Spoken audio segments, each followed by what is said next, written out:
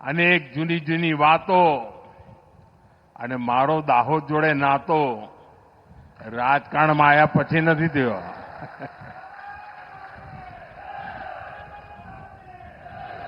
લગભગ 70 વર્ષ થયા હશે. બે ત્રણ પેઢીઓને સાથે નિકટતાથી કામ કરવાનો અવસર મળ્યો છે. અને આજે હું પરેલ ગયો. આ વખતે તો કદાચ હું 30 વર્ષ પછી પરેલ બાજુ ગયો હોઈશ. આખું પરેલ બદલાઈ ગયું છે. પહેલા હું અહીં આવું એટલે સૂર્યાસ્તનો જ્યારે ટાઈમ થાય તો મારો પ્રયાસ હોય કે સાયકલ પર પરેલ જવું. અને વરસાદ થયો હોય અને લીલોતરી થઈ હોય, નાની નાની ટેકરીઓ, ત્યાંથી એક રસ્તો જતો હોય, એવી સાંજ મને આનંદદાયક લાગતી. અને પછી પરેલમાં રેલવેમાં બધા જે ભાઈઓ કામ કરતા એમના ત્યાં કોઈના ત્યાં હાજના રોટલા ખાઈને પાછું આવવું. આટલો મારો નિકટનો નાતો. અને આજે પરેલની આન બાન શાન જોઈને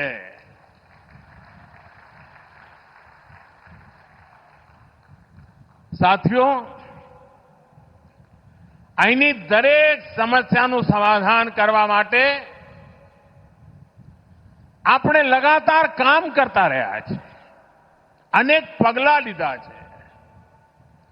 અને મારે ગર્વ સાથે કહેવું છે કે દાહોદ વિશે મેં જે સપના જોયા છે ને, એ આજે સાકાર થવાનું મને અને આંખો સામે જોવાનું સૌભાગ્ય મળી રહ્યું છે. અને હું દાવા સાથે કહું છું, હિન્દુસ્તાનમાં આદિવાસી બહુલ જિલ્લો કેવી રીતે વિકાસ પામે એનું કોઈએ મોડેલ જોવું હોય તો અમારા દાહોદ આવે.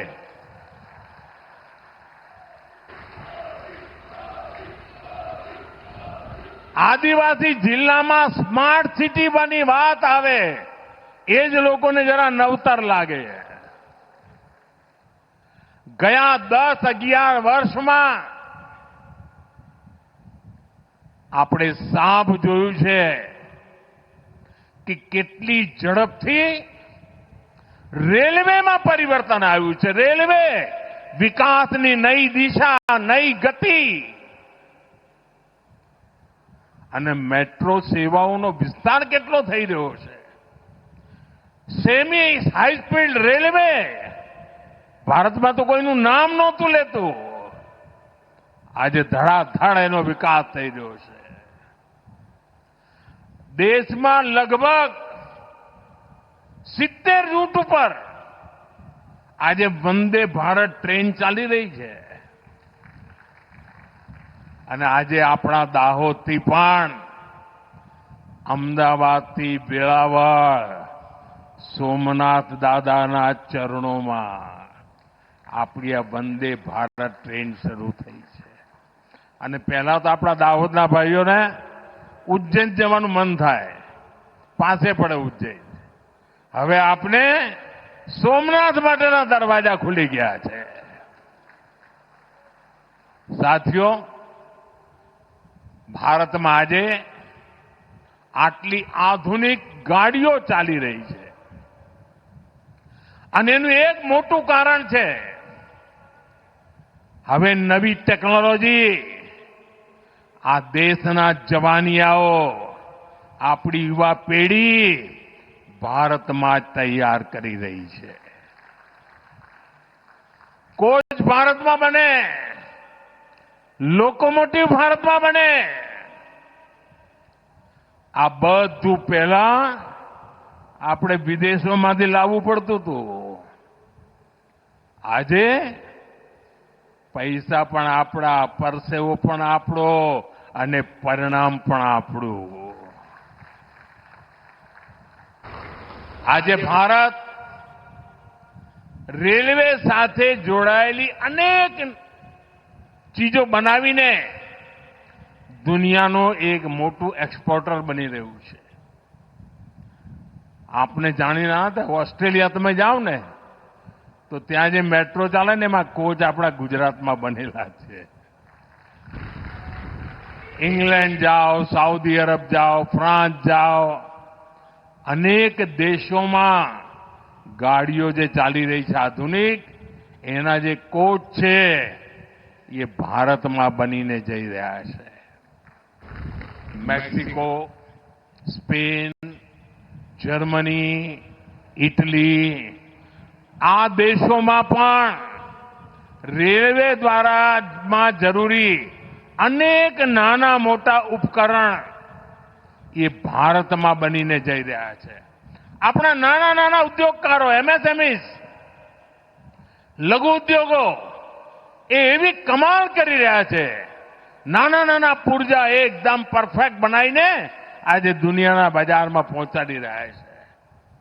આપણા પેસેન્જર કોચ મોઝામ્બિક, શ્રીલંકા એવા અનેક દેશોમાં એનો ઉપયોગ થઈ રહ્યો છે. મેડ ઇન ઇન્ડિયા લોકોમોટિવ પણ, મેડ ઇન ઇન્ડિયા આપણા એન્જિન એ પણ હવે ભારત અનેક દેશોમાં એક્સપોર્ટ કરી રહ્યું છે, નિર્યાત કરી રહ્યું છે. આ મેડ ઇન ઇન્ડિયા એનો વિસ્તાર જે થઈ રહ્યો છે અને એના જ કારણે ભારત ગર્વથી માથું ઊંચું કરી શકે છે. હવે જરા દાહોદના મારા ભાઈઓ બહેનો, તમે મને કહો કે ભારતમાં બનેલી આ બધી ચીજો દુનિયામાં એનો ડંકો વાગવા માંડ્યો છે. હવે આપણે આપણા ઘરમાં વિદેશી ચીજો વાપરવાનું બંધ કરવું જોઈએ કે ના કરવું જોઈએ? જરા જોરથી જવાબ આપો. કરવું જોઈએ કે ના કરવું જોઈએ? જરા તિરંગો હલાવીને મને કહો, કરવું જોઈએ કે ના કરવું જોઈએ? જો તિરંગાની છાયામાં બેસીને તમે કહી રહ્યા છો આપણા દેશમાં બનેલી ચીજો કેમ ન વાપરીએ? આપણે તો શું, ગણેશ ચતુર્થી આવે તો પેલા ઝીણી આંખીવાળા ગણપતિ લઈ જઈએ. આપણા ગણપતિ ને વિદેશી ગણપતિ. હોળી દિવાળી આવે તો ફટાકડા ત્યાંથી લાવીએ, પિચકારી બી બહારની લાવીએ. ભારતમાં બનેલી ચીજો વાપરવી જોઈએ કે નહીં ભાઈ? ભારતના લોકોને કમાણી થાય એવું કરવું જોઈએ કે ના કરવું જોઈએ? ભારતે આગળ વધવું હોય તો દરેક ભારતીયનો આ સંકલ્પ જોઈએ કે ના જોઈએ? સાથીઓ, જ્યારે રેલવે મજબૂત થાય ને તો સુવિધાઓ પણ વધે અને એનો લાભ ઉદ્યોગોને થાય, ખેતીને થાય, વિદ્યાર્થીઓને થાય, બહેનોને ઘણી તકલીફોમાંથી મુક્તિ મળે. ગયા એક દશકમાં અનેક ક્ષેત્રોમાં પહેલીવાર રેલવે પહોંચી છે. ગુજરાતમાં પણ અનેક એવા જગ્યાઓ હતી જ્યાં નાની નાની ગાડીઓ ચાલતી હતી, ધીમે ચાલે. આપણા ડભોઈ બાજુ તો ટ્રેન એવી ચાલતી કે તમે વચમાંથી ઉતરો તો ઉતરી જાઓ, પછી પાછા બેસી જાઓ ચાલુ ગાડીમાં. આવા કેટલાય નેરોગેજ રૂટ હવે તો પહોળા થઈ ગયા. ડભોઈનું એ નેરોગેજ ગયું. આજે પણ કેટલાય રેલવેના રૂટ એના લોકાર્પણ આજે અહીંયા કર્યા છે. આજે દાહોદ અને વલસાડની વચ્ચે એક્સપ્રેસ ટ્રેન શરૂ થઈ છે. અમારા દાહોદના ભાઈઓ તો ગુજરાતના ખૂણે ખૂણે પથરાયેલા છે. તમે ગુજરાતનો કોઈ પણ નાનું મોટું નગર જોજો, તમને ત્યાં અમારો દાહોદ વાળો ભાઈ મળી જાય.